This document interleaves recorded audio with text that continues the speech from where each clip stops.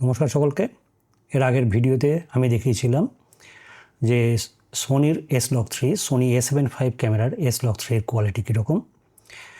এইবারে ভিডিওতে আমি দেখাবো সোনির র ফটোগ্রাফস কীরকম।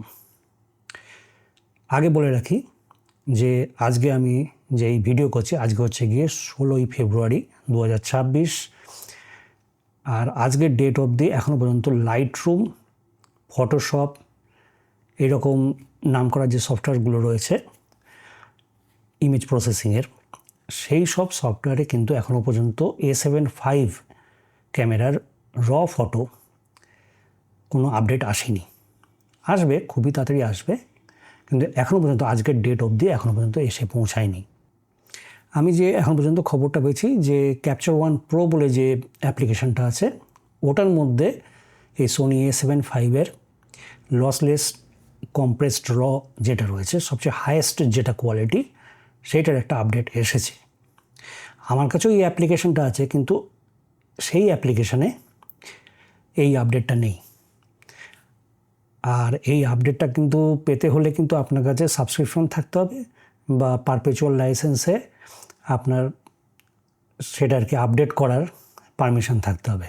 এই মুহূর্তে আমার কাছে কিন্তু সেই আপডেটটা ইনস্টল করার কিন্তু যে সুযোগগুলো থাকে, মনে হয় 2টো বা 3টে মনে হয় আপডেট দেয়, সেইটা আমার কাছে নেই এই মুহূর্তে। আমাকে যদি আপডেট করতে হয় তাহলে পয়সা লাগবে। যাই হোক, আমি এখানে এই র ফাইলগুলো এডিট করেছি বা প্রসেস করেছি সোনির যে অ্যাপ্লিকেশনটা রয়েছে ফ্রি ইমেজিং এজ, ওইটাতে।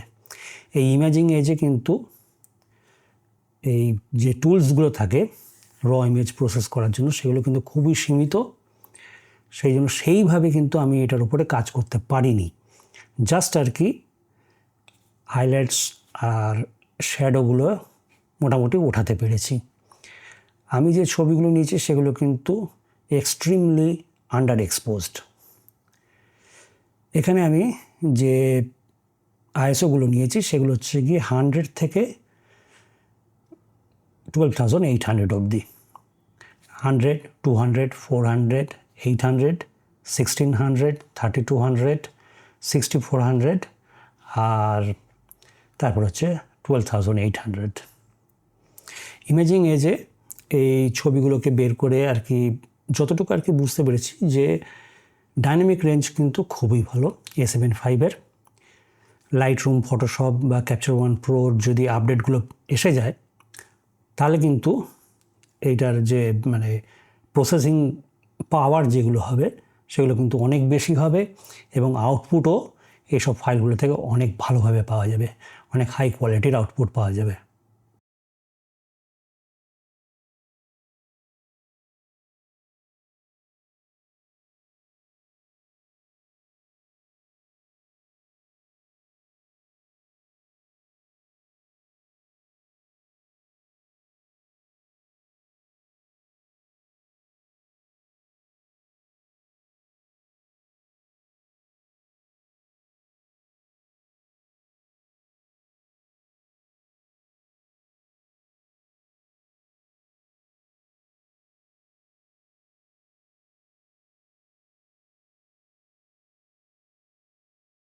তাহলে ছবিগুলো দেখা হয়ে গেল এবং যতটুকু বুঝলাম এই এক্সট্রিমলি আন্ডার এক্সপোজড সিচুয়েশন থেকে মোটামুটি ভালোই, ইমেজিং এজ আমি এখানে অ্যাপ্লিকেশনটা ব্যবহার করেছি। এটার মধ্যে কিন্তু সত্যি বলছি টুলস খুবই সীমিত, তার মধ্যে থেকেও যতটুকুন আর কি পাওয়া গেল সেটা আপনাদের দেখালাম।